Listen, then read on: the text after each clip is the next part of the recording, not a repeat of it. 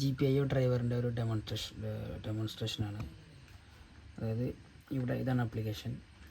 ഇതിനകത്ത് പിന്നെ ഇവിടെ ഡ്രൈവേഴ്സ് എന്നൊരു ഫോൾഡർ ക്രിയേറ്റ് ചെയ്തിട്ടുണ്ട്. അതിനകത്ത് STM32 GPIO driver.h എന്നുള്ള ഹെഡർ ഫയലും, അതുപോലെ തന്നെ STM32 F446XX.h എന്നുള്ള ഹെഡർ ഫയലും കൊടുത്തിട്ടുണ്ട്. അതേപോലെ തന്നെ സോഴ്സ് ഫയലിനകത്ത് .c അതിൻ്റെ എക്സ്പ്ലനേഷൻ ഫയൽസ് ഉണ്ട്. അപ്പോൾ ഇതിൻ്റെ ആപ്ലിക്കേഷൻ എങ്ങനെ വർക്ക് ചെയ്യുന്നത് ജസ്റ്റ് ഒന്ന് നോക്കാം. ഇവിടെ ഡിക്ലറേഷൻ LED കോൺഫിഗറേഷൻ ആദ്യം കൊടുത്തിട്ടുണ്ട്. അതായത് ആദ്യം ഹാൻഡിൽ ഡിക്ലെയർ ചെയ്തിട്ടുണ്ട്. LEDക്കും ബട്ടണും ഓരോ ഹാൻഡിൽ ഡിക്ലെയർ ചെയ്തു. അതിനുശേഷം LED കോൺഫിഗറേഷൻ GPIO A എന്നുള്ള പോർട്ടാണ് യൂസ് ചെയ്യുന്നത്. അതുപോലെ തന്നെ പിൻ കോൺഫിഗറേഷൻ ചെയ്തിട്ടുള്ള LED പിൻ നമ്പർ LED എന്നുള്ള പിൻ നമ്പറാണ്. അതുപോലെ പിൻ നമ്പർ 5 ആണ് LEDക്ക് കൊടുത്തിട്ടുള്ളത്. അപ്പോൾ ഈ പിൻ നമ്പർ 5 എന്നുള്ളതിനെ നമ്മൾ LED എന്നാണ് ഡിഫൈൻ ചെയ്തിട്ടുള്ളത്. അപ്പോൾ ഇവിടെ GPIO പിൻ നമ്പർ LED എന്ന് കൊടുത്തു കഴിഞ്ഞാൽ പിൻ നമ്പർ 5 LED കോൺഫിഗറേഷൻ ചെയ്തു. അതേപോലെ തന്നെ പിൻ മോഡുകളുടെ ഔട്ട്പുട്ട് മോഡാണ് LED കൊടുത്തിട്ടുള്ളത്. ഇത് നമ്മളൊരു ബട്ടൺ ഇതിൽ ഡിഫാൾട്ട് LED ഡിഫാൾട്ട് ബട്ടൺ നമ്മൾ യൂസ് ചെയ്യുന്നത്.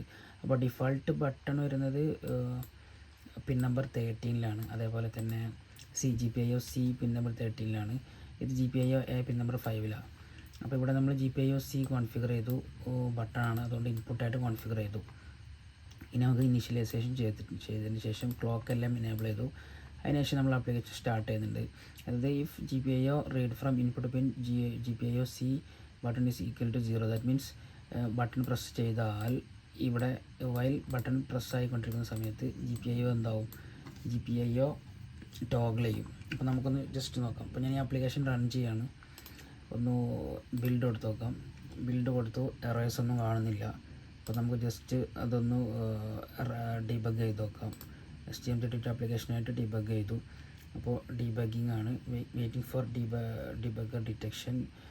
അപ്പോൾ debugger connect SWV ITM data കൺസോളിൽ വന്നു.